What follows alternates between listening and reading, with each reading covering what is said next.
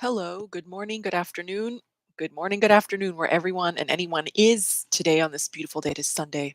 It is God's day. Yes, it is. And speaking of God's day, we've come to spill some truths regarding life, and hopefully we all enjoy it. So, first things first, as I said, welcome. And apart from that, let's get into the the inspiration behind the title and the live. So I'm trying to go live every Wednesday and Sunday and try to like stick to that because people have been wanting more YouTube lives because they end up saved to the site and you can rewatch them. So I'm endeavoring, I'm doing my best, but I don't always make it on time. Today I'm 12 minutes late, exactly here, 12:12. And thank you to everyone who's reached out regarding readings there on Etsy. Thank you to my new patrons. Welcome, welcome.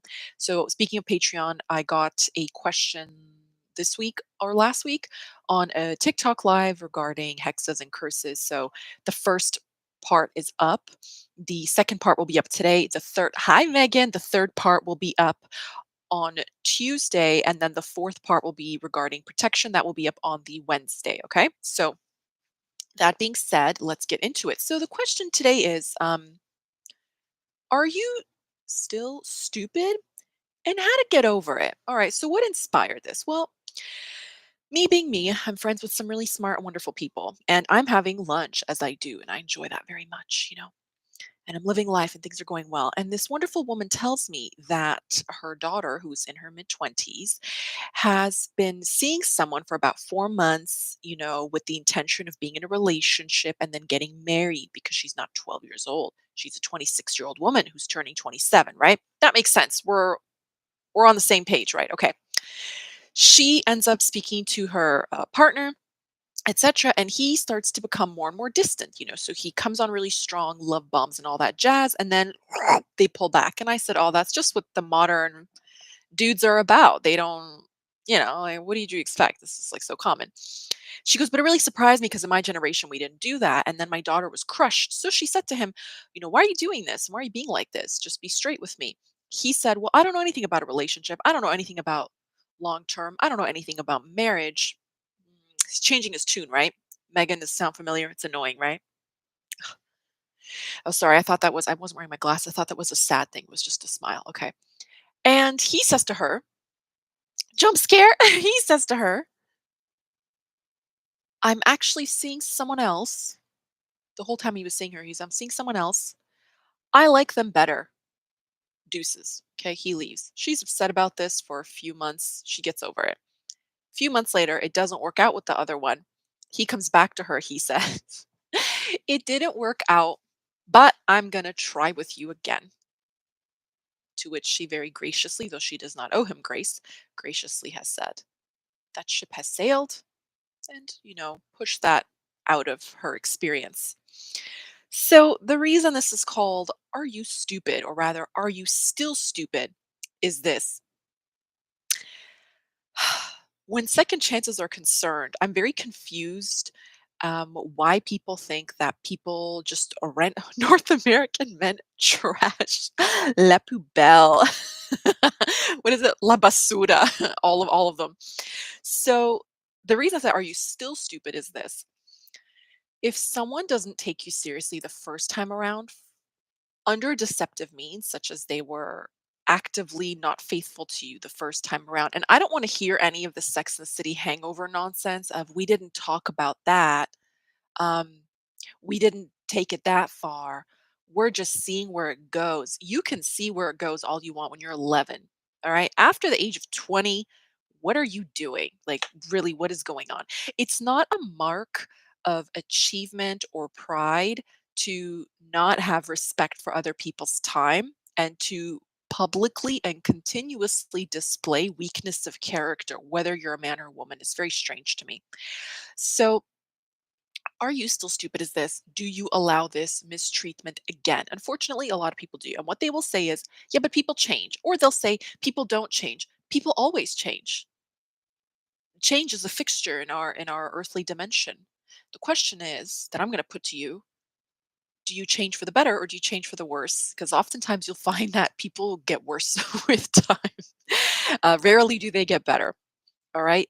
So the interesting thing is some people will stay in a relationship and experience something wonderful. And a lot of people don't want to get into a relationship because they're afraid that things won't change. But here's the thing, you know how they say energy flows where your attention goes or something like that?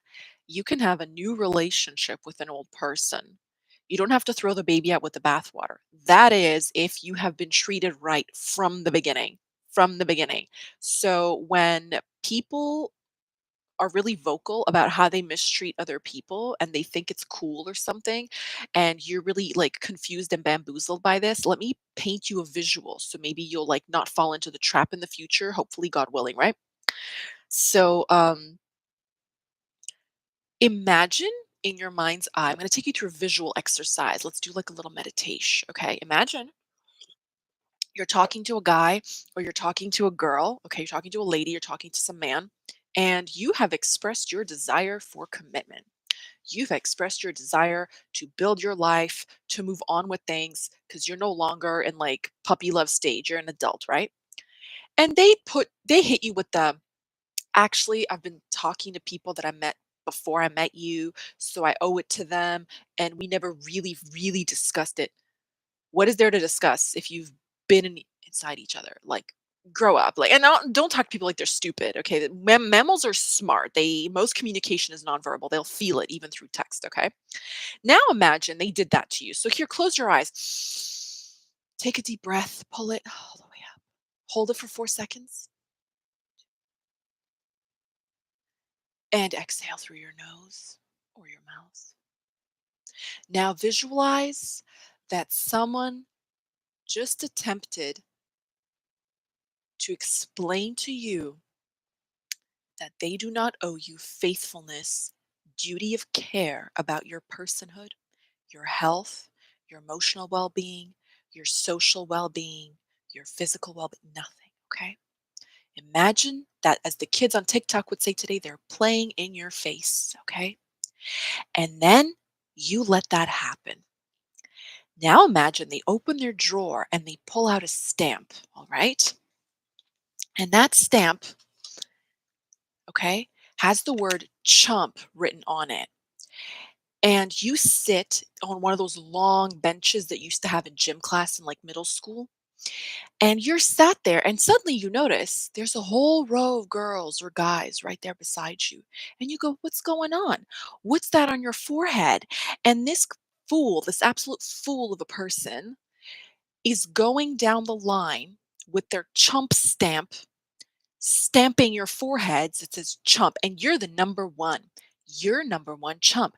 Number one chump. Two, and they have a chump bench full of chumps, and they've made chumps out of you. And you get to sit there on the side and clap and watch other people fight for their attention, fight for their affection before they're shafted to the chump bench. And while you're at it, I'm personally going to, with my own money, buy you a giant foam finger that says number one chump, and you can wave it around. And I'm going to buy a giant mirror so you can look at your own reflection while you do that, because it's so embarrassing. Yes, it is. It's very, very embarrassing, and you deserve better than that. Now that you have that wonderful visual, all right, making sure it actually doesn't say chump, it says approved because it's like for manifestation. But anyway, I used to have this thing on Guru Grit when it started. I got a PO box, and people, I said, you could send me letters and I'll just approve them. Just whatever you want. I'll be like, approve, approve, approve. Anyway, so yes, are you a chump? Approved, approved, approved, approved. Okay, your chumphood is safe. And that's what you get when you don't respect yourself and you get what you put out. So, how do you get over it? Think of it like this. We covered the misconceptions around menstruation and stuff like that yesterday, right? So, nature abhors a vacuum. So, as soon as you get rid of something, something else has to fill its place. So, if this person is getting rid of chumps, they're just getting more chumps to entertain them and do this like a court jester, and then find more people to entertain them and get rid of them. So, if you're ready to elevate yourself and actually sit on a throne and choose from a sea of court jesters and stop acting and feeling like a chump, you've got to let those people go, okay? Because they don't serve you. They're pretty emotionally abusive, okay? And to assume that two adults cannot come to a simple agreement on faithfulness and fidelity is actually insane to me. I had a deep dive about this with this friend of mine I had lunch with yesterday. And we just said, like, literally, this whole generation is so lost and confused. I'm just not sure what's going on, you know? So the fact that you have to be so stringent, so strenuous and strict before you even go on a date is absolutely exhausting, but it is worth it. I'd rather have no dates than a string of bad dates. All right. So, how do you get over it? You just get over it. Get over it. Why? Because when you get over something, it leaves room for new things to appear in your world. So, something I've learned, which is very impressive to me, for years and years and years, and to this day, I have a real fascination with the phenomenon of possession or exorcisms, okay? Especially the Catholic rite. So, something I find really interesting about that is when you listen to priests discuss how they perform the rite and all this part of me, one of the things they'll often get asked is what could possibly cause someone to become possessed. And one of the things that obviously they're always like the occult, or you touched a tarot deck, or you walked by someone's occult shop while they sneezed and it rubbed off on you, or whatever, gobbledygook. But one of the things they say is unforgiveness. Unforgiveness actually makes you susceptible to negative energy. And I thought about that and I think, I'm not a very forgiving person, but I can see that. Why? Because obviously they're Christian, so they have this massive egregore, and Christ's mandate is to forgive. So if you're not forgiving, this opens you up to more hurt. Another thing is you're holding on to pain. So if you hold on to pain, you just manifest more pain in your life. It doesn't really matter who is the cause for it. I did come across a really wonderful TikToker. I don't know the username, so please forgive me if I come across it. I'll put it in the comments. But she has this thing, I think it's like a hashtag. She has this thing called hate to heal. And I agree to some extent because on the Abraham Hicks emotional, what's it called? They call it like the scale of emotion. You have to move up the scale, victim consciousness. Exactly. It's the victim consciousness. They say the lowest emotional state is hopelessness. So faithlessness, hopelessness. One level above that is anger, because anger at least makes you apathy. Thank you, Matthew. Anger makes you feel like you're taking control of something. So they said a lot of times people don't like it when you get angry, because when you get angry, you're no longer subject to them. You're no longer submissive, right? And they don't like this new version of you because now you're stepping into your power. You're fighting back in all these things. You've pretty much activated your root chakra, and they're like, they don't like your natural animal primal instincts coming out, right? So don't worry about that. But you can't get stuck in that loop. Once you're stuck in that loop, you're just an angry person. You're still a miserable person. You're still a complaining person. You're just maybe complaining about getting revenge rather than moving on. Now, one thing I always say is you don't have to forgive that person directly, but forgive yourself for not knowing better, or forgive yourself for believing them, right? So sometimes I remember I had a really terrible relationship once upon a time, and I thought, I'm so upset with myself for not understanding that this person would do those things or treat me that way. And then I thank God. I thought, I don't want to understand you because you're diseased. You're a sick individual. That is sick. I don't want to know what your operating mechanism is. That's terrifying to me that you're loose in the world, right? So you can forgive yourself, or forgive from afar, or forgive the experience. Take it to the level that you're comfortable. But once you let those things go, you will definitely attract better options, better experiences, et cetera, et cetera. Why? Because you're not dwelling on it. Once you dwell on it, that's you only get more of that thing. And one of the big signalers of that is people who use blanket statements like all women are gold diggers, all women are this, all women use men, all men are the same, all men are disappointing, all men are violent and let me down. That can't be true.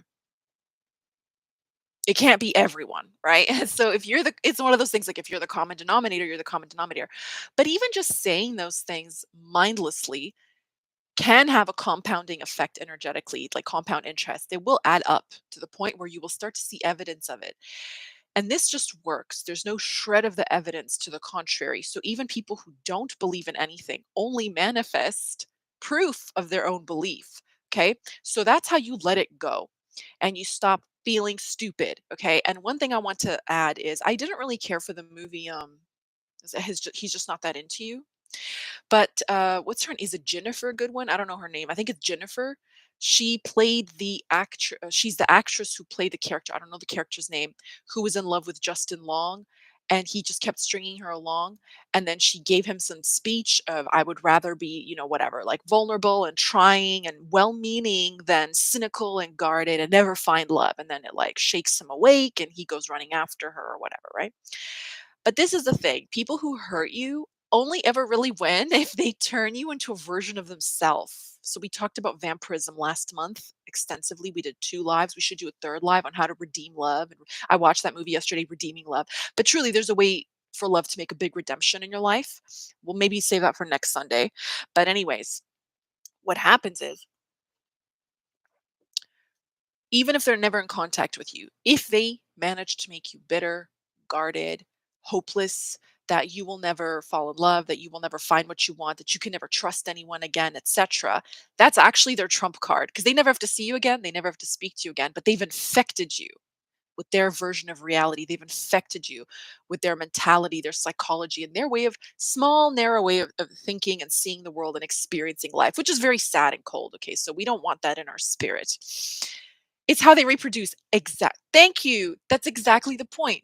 That's how an infection works. That's how, because we use like vampiric terms quite literally. So that's exactly what vampires do. They infect you through their behavior because they can't reproduce physically.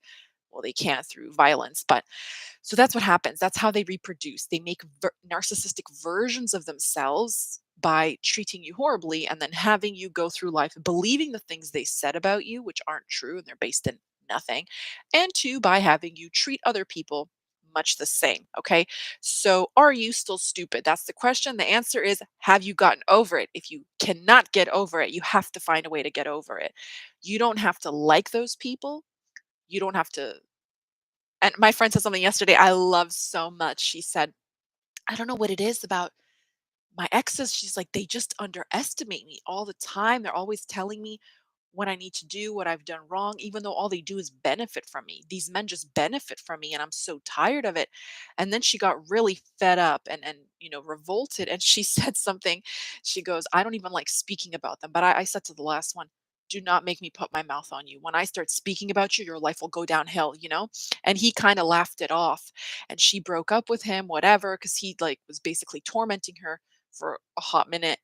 And a week later, after she said, "I've had it," no, no, no, and she just kind of spoke it in her own house. He's across the world. She says a week later, he just fell down and broke his hand. And I'm like, that's true. There's really some life and death are in the power of the tongue. There's some truth in that. So underestimating people, overestimating them, seeing them through rose colored glasses. And I have openly said this before. I suffer from positive projection. I really think, why would someone do that? I would never do that to someone. It's like, this just doesn't work that way. But at the same time, if someone is awful and atrocious, don't let them win. Don't become like them. Don't become bitter like them.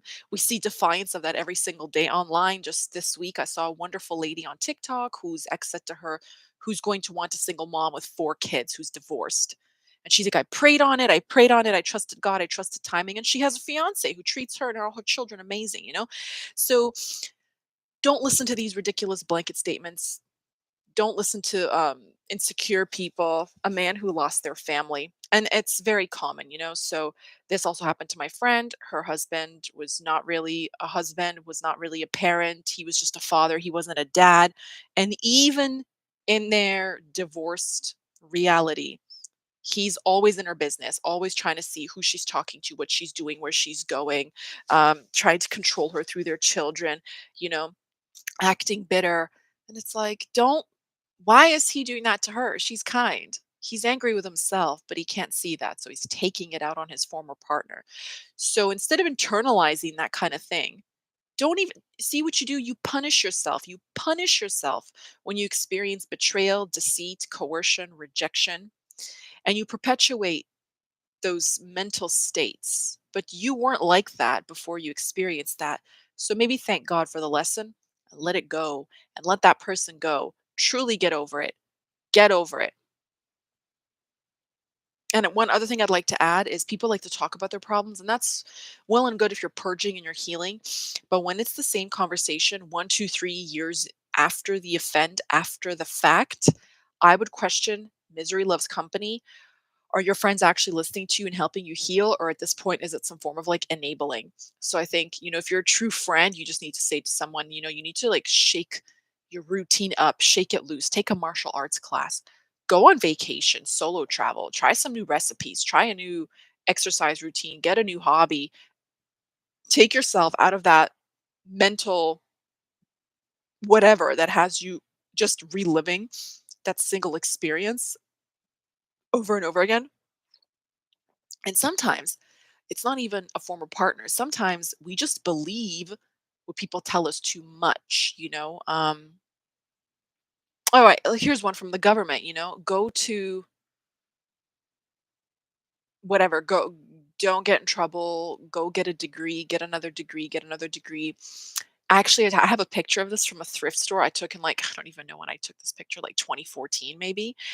And it said, I went to college for 4 years and all I got was this, and it was like a crappy, like, 80s Photoshop painting or whatever of a mansion and a fleet of cars, and there was, like, a swimming pool, and I thought maybe that was relevant in, like, 1981.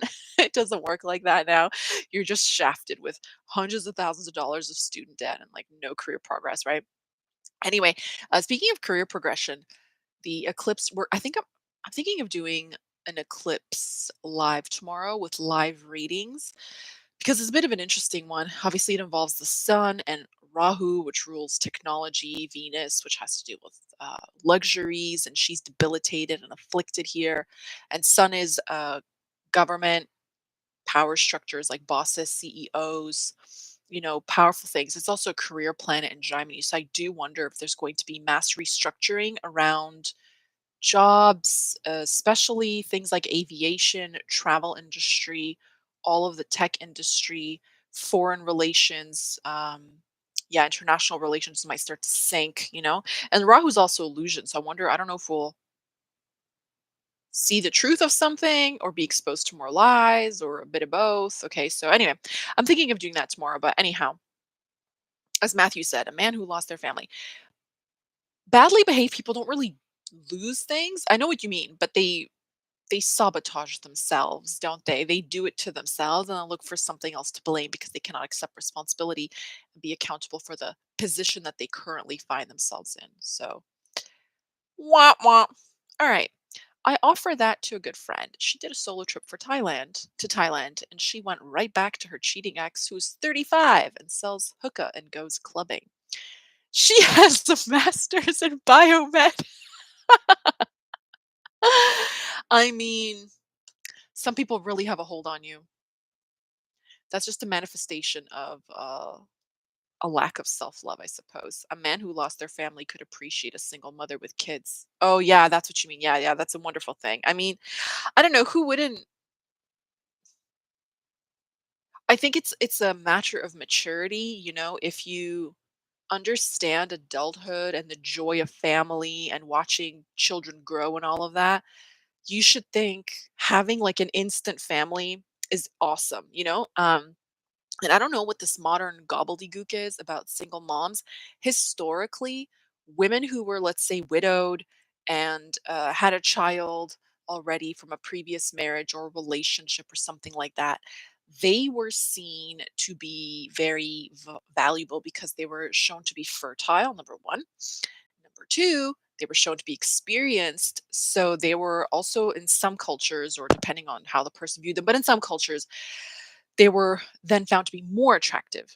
There was actually a line in that show, The Vikings, where one of them like comes up behind his wife and she's not feeling it. And she just had a baby. She's like, I don't want to. I feel weird.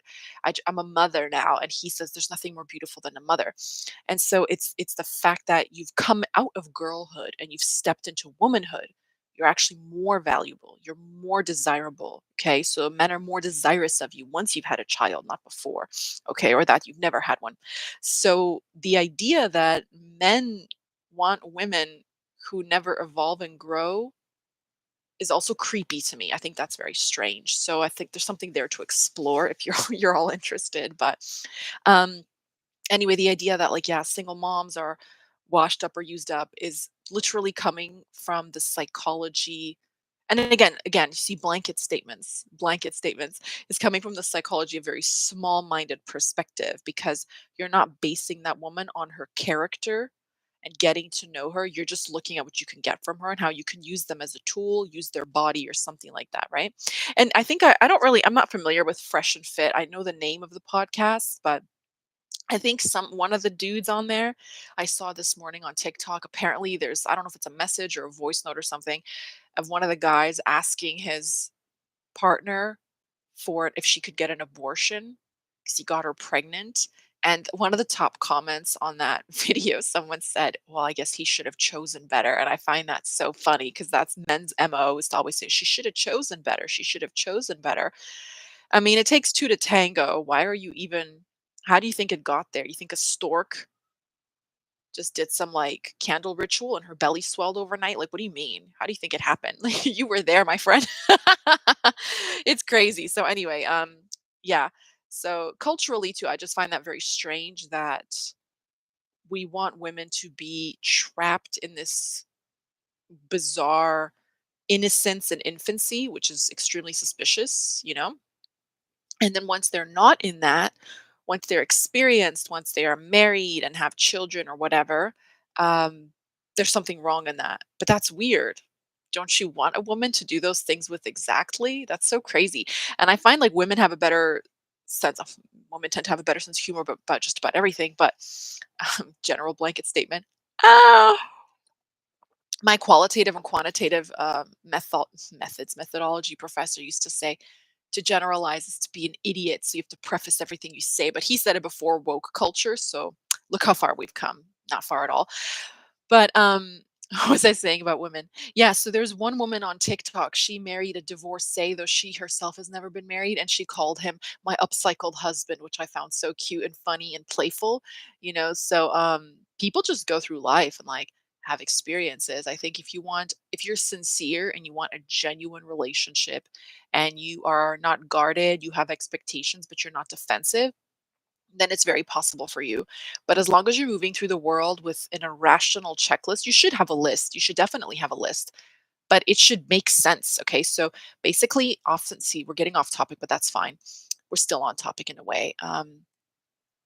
Oftentimes, when people talk about manifesting, they'll say to you, "You see, that's where you went wrong, honey, sweetie." Okay.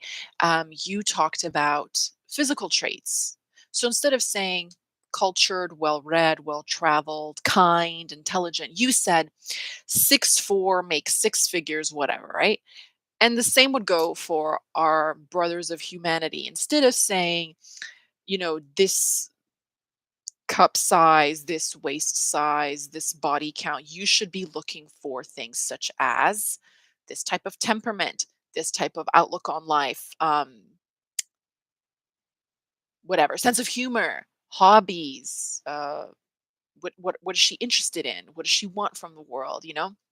So as long as your folk loyalty, exactly. So yeah, exactly. Think about character. Don't think about biology. Think about things about that person that they choose, how do they choose to wake up every, so one of the things that I contemplate is that person happy about life when they wake up in the morning? I have a lust for life, I have a hunger for joy, so I don't want to be with someone miserable. That's just a hard no for me.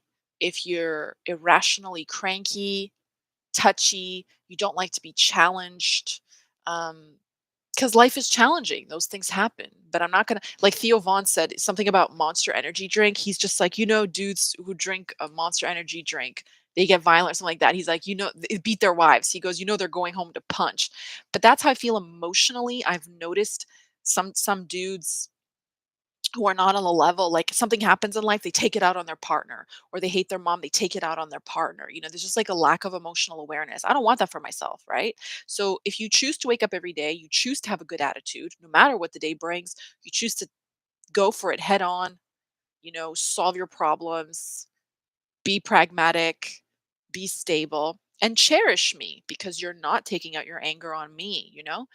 If there's a problem, we resolve the problem. We don't attack each other. Those things are a choice. Your height is not a choice. Your hairline is not a choice. There's things you can do about them, just like there's things women can do about their physique or their appearance, whatever. I'm not saying anything. I clearly take I take joy in adorning my body. Like I enjoy doing those things, so I will continue to do them, but those things are not as important because we're all going to age and become we're all going to decline and become decrepit. We're either going to die young or end up in adult diapers or on some tubes or stinking like death eventually before we perish. So, what does it really matter? This is also what one thing dudes don't really understand. Women don't fixate so much on like leagues like guys think we do, in a sense that what we care about most is how someone treats us. So, how you look is secondary to that, okay? That's why we say a generous man is better than a rich man, or a provider man is more important than a man who just has assets. You could still have those things and be cheap and annoying and disrespectful and rude. It doesn't matter, you know? It's the way that you flow love that's very important. So, yes, loyalty. So you could choose those things, right? You can work on those things. And the best time to work on a relationship is before you get into a relationship. The best time to work on being married is before you actually get married. That's the truth. I've told you about that. I've met I don't know what it is. I don't think it's so rare. We should do a separate live on adult virginity. I remember meeting an adult virgin in his 30s who's very accomplished.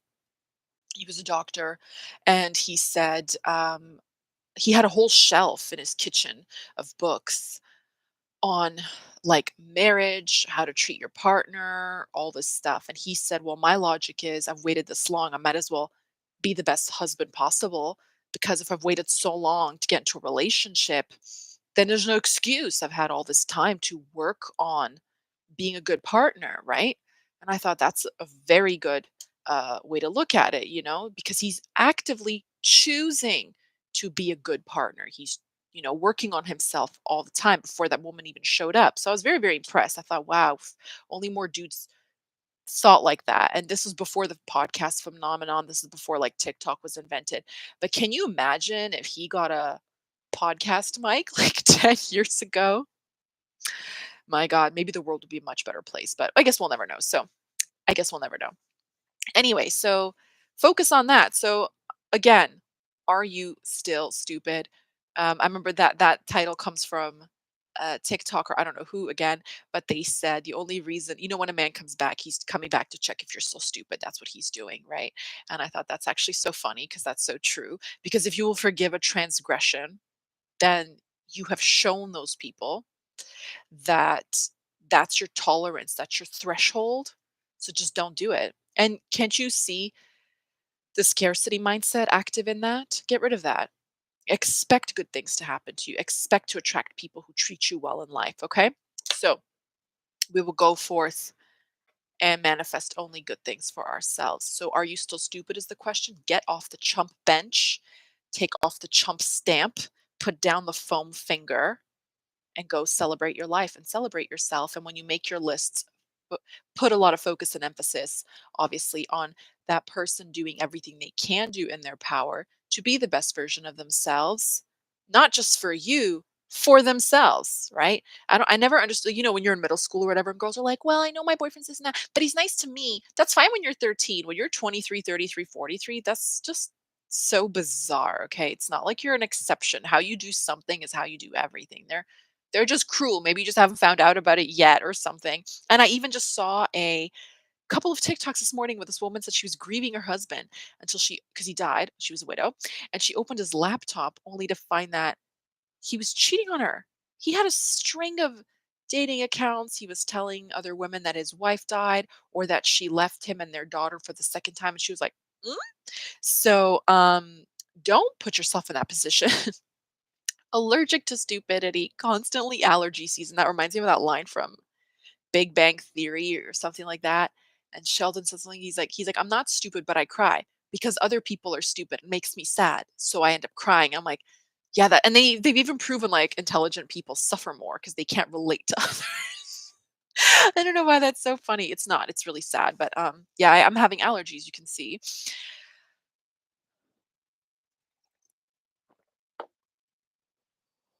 All right, we'll be fine. We'll be fine. So anyhow, the scarcity mindset that you just simply have to tolerate what you're given is bonkers. That is insane to me. Don't let these clowns run circles around you. Let them go. Be completely unbothered. And you know what? When someone really cares about you and they're interested in you, they will get it right the first time. That's what happens oftentimes with job offers, friendships, consequences, the legal process, medical processes. Do you know what I mean? Like, say you go under the knife and you're having surgery. That surgeon, God willing, understands they probably have very little scope for human error. Hopefully, they take their job quite seriously. Why should someone not treat you with care and skill where your emotions and heart are concerned? Why do we allow emotional mistreatment and abuse to just run rampant in the world? It's completely not okay. It's a sacred thing, and I don't care what anyone says or that. Would Gomez Adams treat me like this? If not, bye bye. Exactly. Exactly. They should treat you like you're precious and important to them, right? And ultimately, if someone chooses you as a partner and they treat you well, they've invested in you. So to mistreat your own investment is a true mark of your own stupidity and lack of self worth. Imagine making a decision and then belittling and disregarding your own decision, attacking your own decision. That just makes you look dumb. Truly, and I want no part in that. So I would just laugh. I mean, if I was married 40 plus years and found out that my husband was breaking his vows, I would laugh. I would say, "Good luck, mister. See you later." Like, I don't, you look like a fool to me. Like, I can't even take it seriously. Do you see what I mean? And I had a, a coworker, this sorry, I saw a TikTok that said you can tell how much a woman loves herself by the partner she chooses. That's always been true. I've always noted that even in high school, I used to think those girls have high self-esteem because their boyfriends make them smile. And those girls who are crying at lunch, skipping class, distraught, frazzled, on the fritz. They don't love themselves. That's the truth. And there's always this phenomenon that they say things like B words get the best husbands, mean women get the best husbands. It's not so much that they're mean or that they're maybe they are, I don't know, right? But it's that they don't tolerate cruel treatment. That's a reflection of your self-esteem. That's a reflection of your self-worth. And so now that we're living in a world where the huge amount of discourse centered around women not choosing anyone, choosing themselves instead, it should be very indicative, isn't it? It's very indicative that if I love myself so much, unless you love me more than this and treat me better than I can treat myself, I'm not down to clown. I'm not down. I'm walking off the dance floor. I'm going to cut the rug up at home by myself. Are they mean or do they not center men? Exactly. Are they mean or do they just not? Exactly. Do they just not tolerate what you doing text, no good night text, whatever. So let's take a very innocent example and then we'll wrap this up short and sweet. So I have been texting someone from Hinge for about a day and a half, 2 days. They gave me their number and said, "Can you text me on there? I don't want to keep opening the app." That's already strike one because women don't message first. So I said to them very nicely, "Oh, I don't message men, but if we vibe, I can give you my number, right?" So half a day later, he's like, "Monica, will you please give me your phone number?" So I made a little joke and I was like, "Yeah, sure, whatever." And he texted me that day. We texted for over 24 hours. We texted for 26 hours, and I have a 24-hour deadline. Now, of course, I don't say this out loud, but when you're over 30, what are you doing? Like, the aim of the app is to get off the app, not to just, you're shifting the burden from one virtual medium to another. It's not, it also insults, I feel like it wastes people's time, but it also insults intelligence, right? So we're texting, and now we're just starting to go in circles. Okay. So it's like, I already told him my hobbies, which is something you could discuss in person. I'm not sure what's taking so long. Then he brought up something again. I said, "Oh, like you sound like a homebody." He's like, "Yeah, are you? Or what are your hobbies outside the home?" Now we're starting to go in circles. So I said very nicely, "I'm not really one for endless texting, so I'll be brief." And then I wasn't brief. Me being me, I'm very nice. I texted extensively explaining what I like to do. And he hit me with a very like salty, sassy, I suppose, like feminine. Yeah, I'm promise I'm not into endless texting either. And then I don't know, like a 4 or 5 word reply. I don't remember what it was. It was like just it was last night, but I don't remember. Reply about something about liking small towns or some nonsense. And I was like, yeah, they're pretty charming, whatever. And then you see the difference from the night before to that night? It's like it shut it down. And I thought about it and I said, I see what I did there. So people who don't watch my content, Universe Guru, Shira 7, whoever else, right? They might straight up go, "You killed the vibe.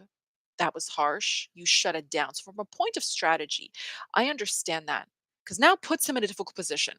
Because if you keep texting, I've cornered you.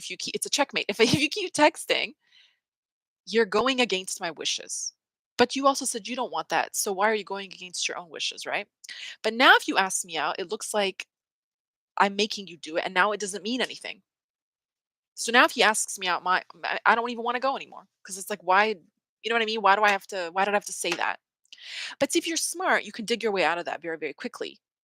But you dug yourself further into a hole by retreating because no woman wants that. They don't like weaklings, right? So this is the thing.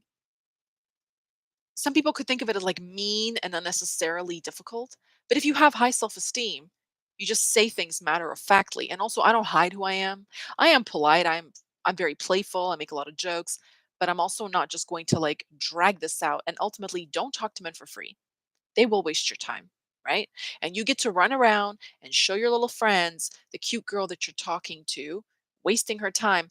Just makes you look like a fool, makes you look like a clown. You have a day to sup. You have a day to ask someone out. If you're over 30, you don't know how to ask someone out. I'm not even offended by that. I'm worried for you. Really, it's odd, right? So you've got to be comfortable with making people uncomfortable. You have to guard yourself. You have to guard your happiness. And if there's some pushback or retaliation, you have to be okay with that as well. Because if you enter into it, you're going to end up regretting it, and that's the truth. And you know what, you have no one to blame but yourself. And you know what then happens, you talk about it and people say, what do they say to you? You should have chosen better. And maybe you should have, I don't know, but okay. Matt says exactly, texting or app messaging is going in circles. What's the point? It's literally just to suss someone out. And also, I just want to debunk the narrative that meeting people online is not a vibe or something. I personally don't really care. I can't say, I mean, I live in Toronto, which is already scraping the bottom of the barrel, like wasteland of humanity, okay? Cesspool. But I, mean, I live here, so self drag. But it's not what you do, it's how you do it. It doesn't really matter where you meet them. Bad people are everywhere. If they're online, you can catch a vibe online. If someone comes up to you in person, I think that's a greater danger. I really do. So it doesn't really, people say like only the bottom of the barrel are online, only these types of men are online. Bad people are everywhere. What do you mean? Wherever you go, there you are. You take yourself with you. What kind of logic is that? So as long as again you have that victim mentality, you're not going to advance. I personally don't have fun online dating. I don't think the people who are on there know what they're doing. But a tool is what you make it. Like Tinder, have been people have been married off of Tinder, people have been screwed off of Tinder. A tool is useless if you don't use it, but you can also misuse it, like a knife. You can cook something with it or you can hurt yourself or someone, God forbid, right? But that's what I mean. This like oversimplification, blanket statement stuff, that's not getting you anywhere. You've got to have a good attitude, like whatever you do. So, anyhow, that being said, do not sit on the chump bench. Get off the bench. Put some skin in the game. Get back on the court and play. Okay. Stop playing the victim. Stop feeling like a victim. And release any unforgiveness in your heart towards yourself first. Say, I did what I could at the time. This is what I knew how to do. I know better now. It will not happen again. Move onwards. Okay. Live happily and joyously all the days of your life. Can I get an amen? That's all you need. Thank you for coming. I'm trying so hard to keep this under an hour. Any questions before I go? So that's how you get over it. That's how you stop being stupid. Okay. Amen. Thank you. Thank you. God is good all the time. And all the time, God is good. All right. So tomorrow, I think I'm going to come on here for the live regarding the solar eclipse and do some live readings, tipped readings specific to the solar eclipse. I have to post a few full chart readings I can do this month on Etsy, and that's kind of it. I will be back on here on Wednesday. Next Sunday, I think we'll come back to some type of dating topic. Wednesday, I'm not sure what we're going to do. Depends on the questions that I get and the DMs. And yeah, Patreon, we're moving on with the Hexes and Curses series. And until next time, I love you all. Bye for now.